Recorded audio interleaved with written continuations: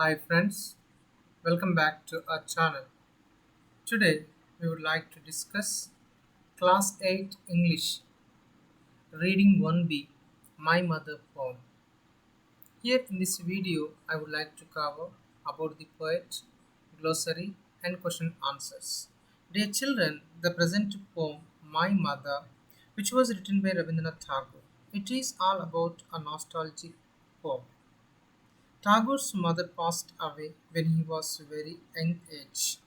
Therefore, in the poem he expresses his inability to recall the face, the presence of his mother. Dear children, Tagore feels nostalgic and recalls the emotional bonding that he shared with his lovable mother. Dear children, if you are new to my channel, please subscribe my channel, hit the like button and share it to your friends. So before that, let us see about the poet. The great poet Rabindranath Tagore was born in 1861. He was died in 1941. He is popularly known as Vishwakavi and Gurudev. He was the founder of Shantiniketan. It is an experimental school. He was awarded the Nobel Prize in Literature for writing his wonderful piece of writing, that is Geetanjali, the Song of Offerings. Each of his poems reflects Indian vision and love towards his motherland. He is considered the voice of Indian heritage and spiritualism. Now let us see glossary of this poem. Yeah, the very first one is here. Hova. It is a verb which means remain in the air. Next one, Shuli. It is a noun which means small white or orange flowers that bloom in autumn season. Next one, scent. It is a noun which means perfume or good smell. Now let us see question answers which are given at the end of this lesson. The very first question is here. How does the poet feel the presence of his mother? Answer would be like this. The poet feels the presence of his mother when he plays with his playthings. He seems to be able to hear a tune which reminds him his mother. He also feels the presence of his mother when he smells the fragrance of shuli flowers in autumn season and when he sees the blue sky through this bedroom window.